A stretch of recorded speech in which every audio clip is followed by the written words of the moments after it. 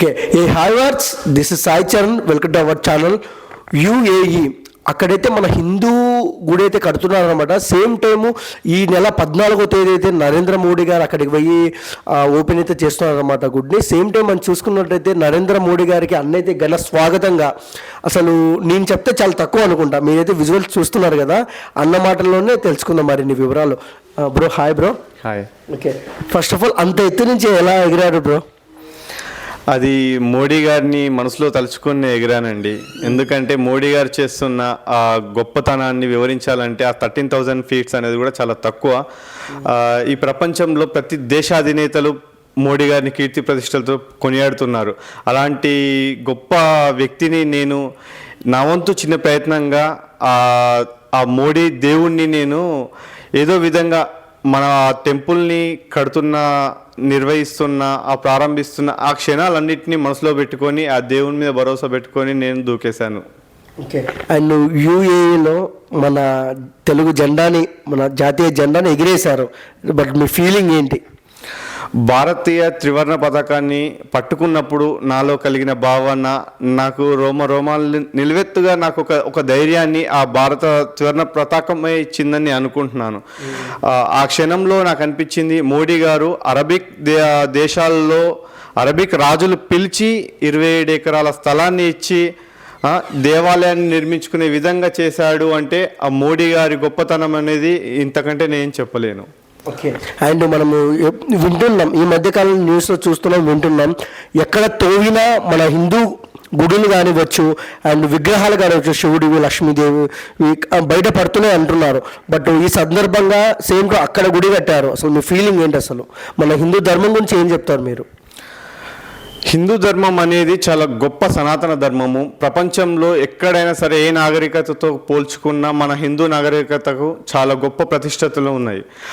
ఇట్టి విషయాన్ని ప్రపంచ దేశాలన్నిటిలో ఉన్న మన హిందూ బంధువులందరికీ తెలియజేయాలి. హిందూ బంధువులందరికీ అందుబాటులో ప్రతి దేవాలయం ఉండాలి, వాళ్ళు పూజలు చేసుకోవాలి, వాళ్ళు పండుగలు చేసుకోవాలనే ఉద్దేశంతో మన మోడీ గారు ప్రతి ఒక్క కార్యక్రమాన్ని నిర్వహిస్తున్నారు.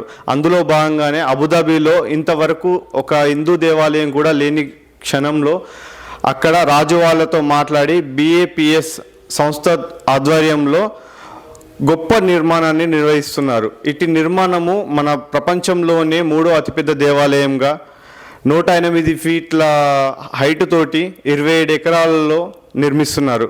ఈ దేవాలయంలో యొక్క ప్రత్యేకతలు చాలా గొప్పగా ఉన్నాయి. ఈ దేవాలయము 1000 ఏండ్లు చెక్కు చెదరకుండా ఉండేలా పింక్ శాండ్ స్టోన్ తోటి నిర్మించారు. దీనిలో ఉన్న మార్బుల్స్ కూడా రాజస్థాన్ నుంచి ప్రత్యేకంగా తెప్పించిన ఇటాలియన్ మార్బుల్స్ వాడారు. ఇలా చాలా ప్రత్యేకతలు ఉన్నాయి ఈ టెంపుల్కి. ఈ దేవాలయాన్ని నిర్మించడానికి మోడీ గారి యొక్క కృషి చాలా అభినందనీయము. ఇట్టి కార్యక్రమాన్ని చాలా చాలా చాలా చాలా బాగా చేస్తున్నాడు అని చెప్పేసి నాకు కూడా ఏదో ఒకటి చేయాలన్న కాన్సెప్ట్ తోటి మోడీ గారిని ప్రతిబింబించేలా మన ఇండియాని రిప్రజెంట్ చేసే విధంగా నేను స్కై డైవ్ చేశాను. ఓకే, వన్ వర్డ్లో గుడి గురించి అండ్ మోడీ గారి గురించి ఏం చెప్తారు? మోడీ గారు గురించి వన్ వర్డ్లో అంటే అసంభవం అండి.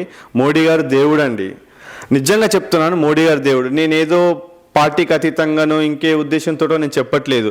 మోడీ గారు చేస్తున్న కార్యక్రమాలు ప్రతి ఒక్కటి విశ్లేషించి వాటిని చూసి మీరే ఒక నిర్ణయానికి రండి. నేను మోడీ గారిని ఎందుకు ఎంతగానో కీర్తిస్తున్నాను, ఎందుకు ఇంత పొగుడుతున్నాను అనేది మోడీ గారు గత పరిపాలనలో చేస్తున్న విధి విధానాలను, తీసుకొచ్చిన పథకాలు, తీసుకొస్తున్న ప్రపంచ దేశాధినేతలు తన దగ్గరికి వచ్చిన విధానము, ఒక బ్రిటిష్ పరిపాలనలో ఒకప్పుడు మగ్గిన మన ఇండియా రాజ్యము ఇప్పుడు ఇండియా అధినేత దగ్గరికి బ్రిటిష్ ప్రధానమంత్రి వచ్చి రిక్వెస్ట్ చేయడము, ఎన్నో దేశాలకు, ప్రపంచ దేశాలన్నీ కరోనాతోటి కొట్టుమిట్టాడుతుంటే మన ప్రధానమంత్రి భారతదేశం నేనున్నాను అని చెప్పేసి కరోనా టైంలో వైరస్కి మనకు మందు కనిపెట్టి ప్రపంచ దేశాలందరికీ ఉచితంగా అందించడం జరిగింది.